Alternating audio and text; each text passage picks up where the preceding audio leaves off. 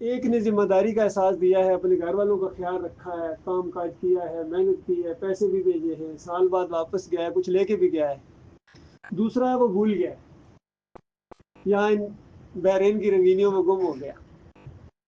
یاد دلانے والوں نے یاد بھی دلایا لیکن اس کو احساس نہیں ہوا، نہ صحیح طریقے سے محنت کی، کوئی پیسہ کمایا بھی تو ادھر لگا دیا ادھر ہی۔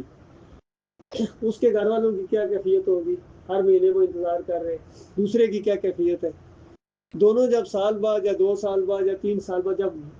واپس جا رہے ہیں اپنے گھر میں، دونوں کی کیفیت کیسی ہوگی۔ ایک کچھ ساتھ مال لے کے گیا ہے، اس کی عزت ہوگی، اور دوسرا جو گیا ہے الٹے قرضے اس کے اوپر چڑھا گئے، دونوں کی کیفیت ایک ایسی نہیں۔ یہ انتہائی چھوٹی سی معمولی سی میں نے مثال آپ کو دی ہے،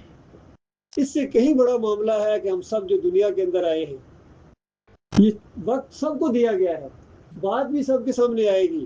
کہ دیکھو یہ دنیا امتحان کی جگہ ہے، یہ حقیقی زندگی نہیں ہے، یہ امتحان کی زندگی ہے۔ اور امتحان صرف اس چیز کا ہو رہا ہے کہ کون اللہ کی بات مانتا ہے اور کون نہیں مانتا۔ یہاں چھانٹی ہو رہی ہے، جنت والے اور جہنم والے علیحدہ کیے جا رہے ہیں۔ اصلی زندگی مرنے کے بعد شروع ہونے والی ہے، اور اس وقت اگر آپ کامیاب ہو گئے اس امتحان میں تو وہ خوشی نصیب ہوگی کہ جو آج تصور نہیں کی جا سکتی، اور اگر ناکام ہو گئے تو وہ بدبختی ہو، اللہ اس سے بچائے ہم سب کو، کہ پچھتاوا ایسا شدید پچھتاوا ہوگا کہ بعد والے دوستوں کو رشتہ داروں کو پتہ بھی نہیں ہوگا، لیکن وہ وہاں پھنس گئے،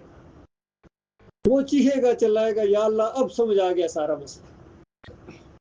اب سارا مسئلہ سمجھ آ گیا کہ میں دنیا میں پیدا کیوں کیا گیا تھا، مجھے کیا کرنا تھا، کیا کام مجھے نہیں کرنا تھا، اب مجھے ایک واپس بھیج دے، اب میں بالکل سیدھا ہو جاؤں گا۔ بتائیے کون سا اس نے قرآن کی تفسیر پڑھی ہے؟ صرف موت کے ایک فرشتے کے ساتھ ہی اس دنیا کے اندر قدم رکھنے کے ساتھ ہی سارا مسئلہ سمجھ آ گیا۔ یقین کرو میرے بھائیو، ہم وہ بات آپ کو آج بتانے آئے ہیں جو ہمیں اللہ کی توفیق سے قرآن اور نبی علیہ السلام کی سنتوں اور حدیثوں کے اندر سے جو بات ہمیں ملی ہے، اور گزشتہ 40 سال سے جو میں کام کر رہا ہوں، 40 یعنی منٹوں نہیں بلکہ 10 منٹوں کے اندر میں وہ بات اس کا نچوڑ آپ کو بتانا چاہتا ہوں۔ اس کے بعد اپنے اپنے نصیب کی بات ہے، کیونکہ یہ امتحان ہے۔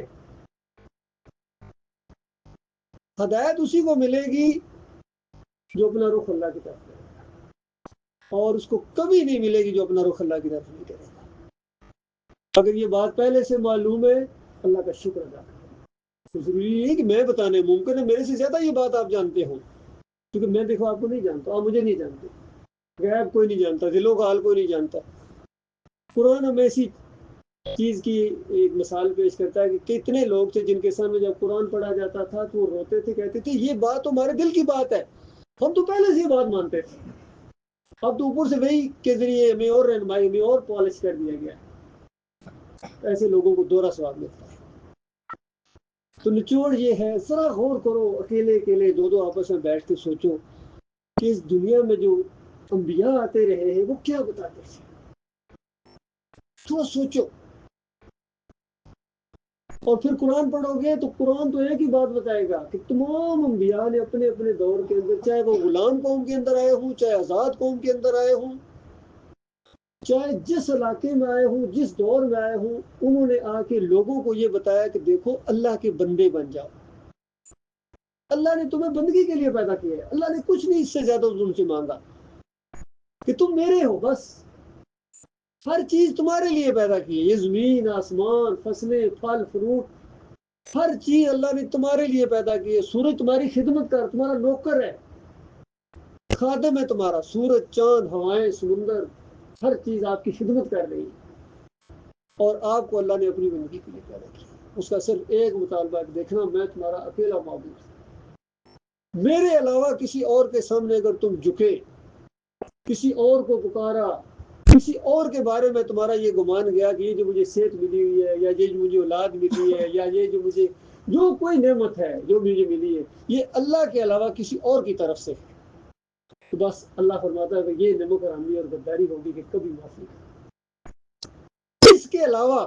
دوسرے جو گناہ ہوتے ہیں جو انسان کی ذاتی حیثیت سے ہوتے ہیں، کتنے گناہ ہیں، چوری بھی گناہ، آپ سب سمجھتے، چوری، ڈاکہ، بدکاری،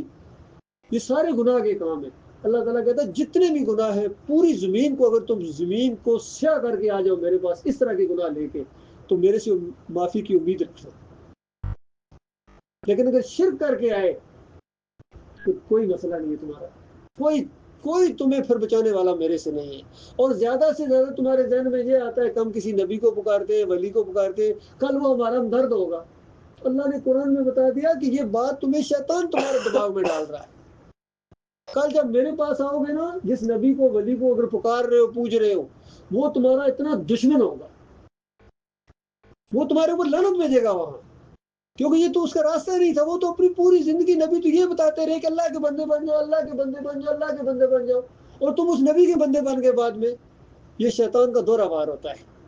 نبی کے دور میں نبی کا مخالف کر دیتا ہے اور بعد میں لوگوں کو نبی کا پجاری بنا دیتا ہے۔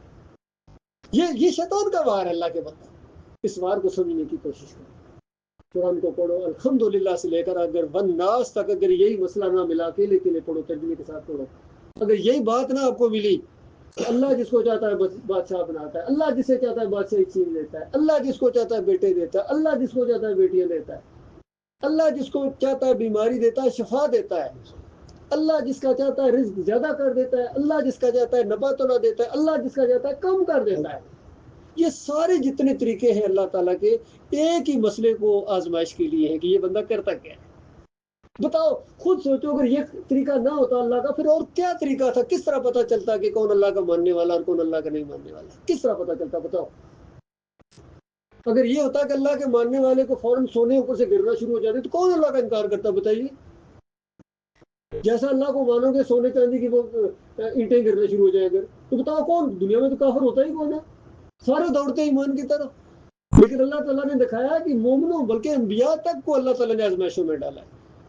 یونس علیہ السلام کی آزمائش آپ کے سامنے، ایوب علیہ السلام کی بیماری آپ کے سامنے۔ کیا ایوب علیہ کوئی ناراض ہے اللہ سے؟ نہیں، یہ بات نہیں ہے، یہ آزمائش کے لیے۔ دیکھو میرا بندہ، میں اس کو بیمار رکھوں تب بھی یہ میرا ہے، میں اس کو مصیبت میں ڈال دوں تب بھی یہ مجھے پکارتا ہے، کسی اور کو نہیں پکارتا۔ اپنی آنکھوں سے دیکھ، تمہاری طرح انسان ہے، بچے ہیں، بیوی ہے، سارے کھانا کھاتا ہے، انسان ہے تمہاری طرح۔ کافر مشرک کہتے تھے کہ دیکھو اگر اللہ چاہتا تو فرشتہ نبی بنا کر اللہ بھیجتا نا ہمارے سامنے۔ تو اللہ تعالیٰ نے جواب دیا کہ زمین کے اوپر فرشتے ہوتے تو فرشتہ نبی آتا، اور اگر تم انسان ہو اور فرشتہ نبی آ جاتا ہے تو تم تو پھر اس طرح کہتے کہ ہم اس طرح کیسے کریں، یہ تو فرشتہ ہے، نہ کھاتا ہے نہ پیتا ہے، تم پھر اس طرح کرتے، اس طرح کا عذر پیش کرتے، وہ عذر ٹھیک ہوتا۔ اب تم انسان ہو، تمہارے سامنے انسان کو نبی بنایا۔ پہلے نبی آدم علیہ السلام بھی انسان، نوح علیہ السلام 950 سال یہی بات کہتے رہے اپنی قوم کو۔ نماز روزے کا کہیں ذکر ہی نہیں۔ پہلے یہ تو بتاؤ کہ نماز روزہ کس کے لیے کرنا ہے؟ پہلے اللہ کو تو مانو، اپنے معبود کو تو مانو۔ تم تو مزاروں کے سامنے جھک رہے ہو، کوئی مورتیوں کے سامنے جھک رہا ہے، کوئی پیروں کے سامنے جھک رہا ہے، کوئی گھوڑے کو پوجا کر رہا ہے، کوئی گائے کا پجاری ہے۔ تمہارے اوپر اللہ روزے فرض کرے گا یا نمازیں تمہارے اوپر اللہ فرض کرے گا؟ تمہارے لیے روزے نمازیں نہیں ہیں، روزے نمازیں اس کے لیے جو اللہ کا بندہ ہے، اس کی تربیت کے لیے، اس کے نکھار کے لیے۔ یہ ابھی رمضان کا مہینہ آ رہا ہے چند دن بعد، یہ مومنوں کے لیے ہے جو اللہ کو اکیلا مانے۔ صرف اتنی بات بتانے ہیں کہ دیکھو کتنی مشکل یہ روزہ رکھنا، سحری کے لیے اٹھنا، پورا دن بھوکا رہنا، پانی تک حلال چیزیں بھی انسان اپنے اوپر حرام کر لیتا ہے۔ اللہ کیوں؟ اللہ کا حکم، اللہ کا حکم ماننا ہی اس کی بندگی ہے۔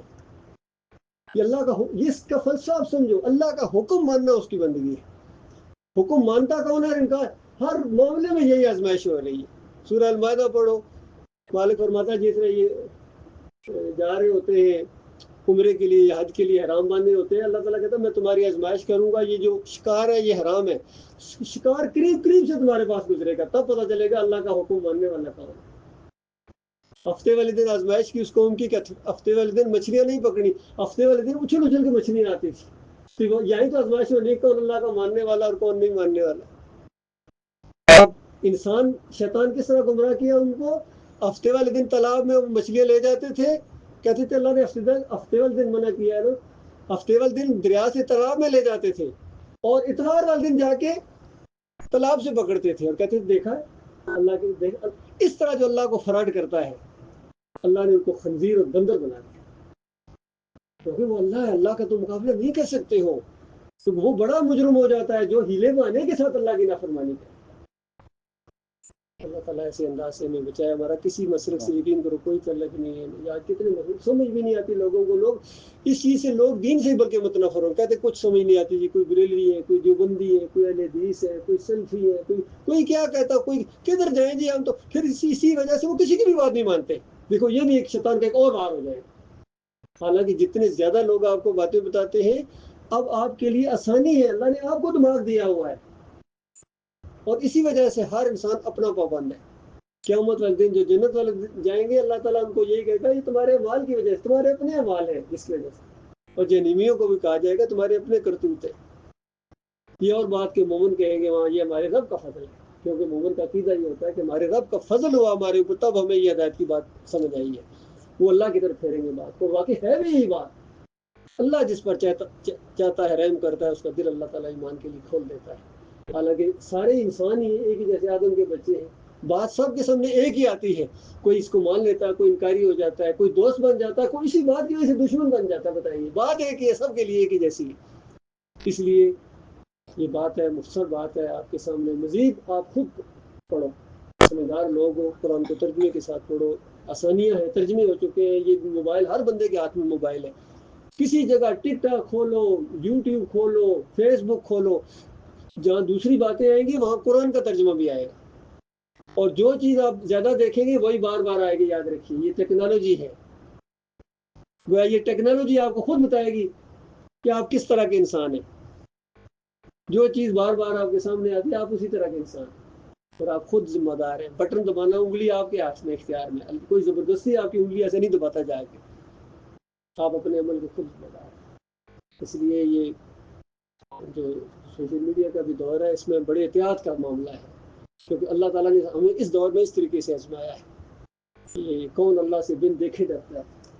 اور کون سمجھ رہا ہے کون دیکھ رہا ہے، یہ سارا معاملہ چاہیے نہیں، ایک ایک لمحہ لکھا جا رہا ہے، ایک ایک لفظ لکھا جا رہا ہے، ایک آپ کی زبان، آپ کی آنکھ کی ایک ایک حرکت ہو رہی ہے، ریکارڈ آپ کا بن رہا ہے، اور یہی ریکارڈ پوری زندگی کا قیامت کا دن آپ کے ہاتھ میں ایک چپ پکڑا دی ہے، اپنا نام ہے، اور انسان حیران رہ جائے گا۔ سورہ الکاف کے اندر لکھا ہوا ہے کہ انسان کہے گا یہ کیسی کتاب ہے، نہ میری چھوٹی بات کو چھوڑی ہے نہ بڑی بات ہے، سب کچھ اس میں درج ہے، اور اس نامہ اعمال کے اندر اگر ایک یہ گناہ شرک آ گیا یہ ختم ہو گیا آپ کی تاریخ، اور شرک نہیں ہے تو پھر اللہ تعالیٰ سے امید کی جا سکتی ہے۔ اس حوالے سے